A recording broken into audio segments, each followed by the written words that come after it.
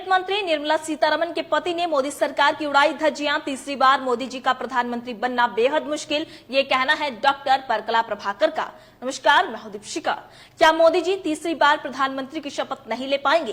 क्या बीजेपी इस बार चुनाव हारने जा रही है? मोदी जी चुनाव हारने जा रहे हैं और बीजेपी का विजय रथ 230 सीटों से आगे नहीं बढ़ पाएगा इस इलेक्शन में। अब ये जो चौंकाने वाला खुलासा ये हमने नहीं किया, बल्कि ये खुलासा और ये दावा देश के प्रेस्टीज वित्त मंत्री निर्मला सीतारमण के पति और नामी अर्थशास्त्री डॉक्टर परकला प्रभाकर ने किया है।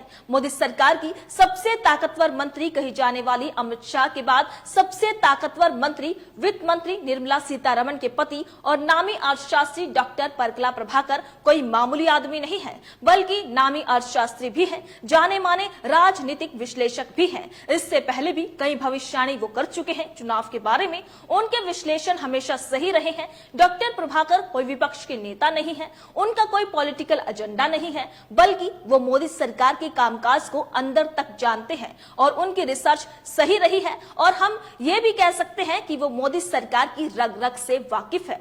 तो उन्होंने एक इंटरव्यू में खुलासा किया, आइए आपको बताते हैं। जब उनसे सवाल किया गया कि आप किस आधार पर कह रहे हैं कि 230 से आगे मोदी जी का रथ नहीं बढ़ेगा, तो उनका यह कहना था कि ये पूरी फीडबैक देश भर से आई है। और फिर जब उनसे सवाल किया गया कि मोदी जी और शाह मिलकर सरकार बना लेते हैं तो क्या होगा, तो इसका जवाब जो उन्होंने दिया वो बेहद ही चौंकाने वाला था। उन्होंने कहा कि अगर मोदी सरकार जीतती है तो और पार्टियों के लिए एक प्रश्न चिन्ह है, और प्रश्न चिन्ह ये कि आगे चुनाव होगा या नहीं। देश तब one election one nation one leader party की तरफ बढ़ सकता है। आगे इलेक्शन होना मुश्किल है, ऐसी आशंका डॉक्टर प्रभाकर ने जताई है। एक इंटरव्यू में जब उनसे सवाल किया गया कि अगर तीसरी बार मोदी सरकार बनती है तो देश का क्या हाल होगा, तो इसके जवाब में उन्होंने बीजेपी को जमकर सुना डाला। कांग्रेस पार्टी ने भी प्रभाकर का ये वीडियो अपने एक्स हैंडल पर शेयर किया और वीडियो शेयर करने के साथ ही कांग्रेस ने इस बात को जोर देते हुए लिखा कि परकला जी मोदी सरकार में वित्त मंत्री निर्मला सीतारमण के पति हैं। ये इंटरव्यू उन्होंने पत्रकार दीपक शर्मा को दिया है। ये कोई पहला इंटरव्यू नहीं है उनका जब वो बीजेपी पर इस तरह की टिप्पणी कर रहे हैं। इससे पहले भी इलेक्टोरल बॉन्ड मामले में उन्होंने कहा था कि भविष्य में इलेक्टोरल बॉन्ड के मुद्दे को खूब उठाया जाएगा। उन्होंने कहा कि सब समझ रहे हैं कि ये भारत का ही नहीं बल्कि दुनिया का सबसे बड़ा स्कैम है। देश के मतदाता सरकार को इस घोटाले की सजा जरूर देंगे। इसके अलावा प्रभाकर ने मोदी सरकार की अर्थव्यवस्था पर भी सवाल उठाया था।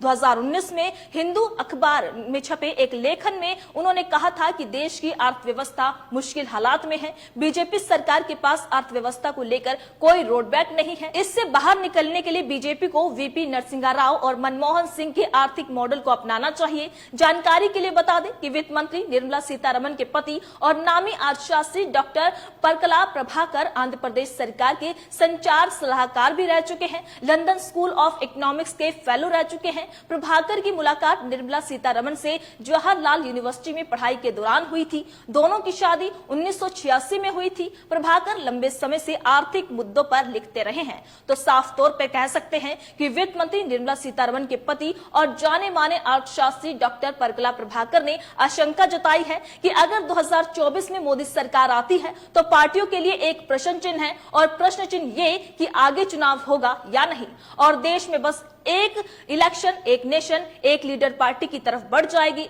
और जो कि अपने आप में हर किसी के लिए बेहद ही खतरनाक है। वह इलेक्टोरल बॉन्ड को लेकर भी उन्होंने कहा कि देश का नहीं बल्कि दुनिया का सबसे बड़ा घोटाला है।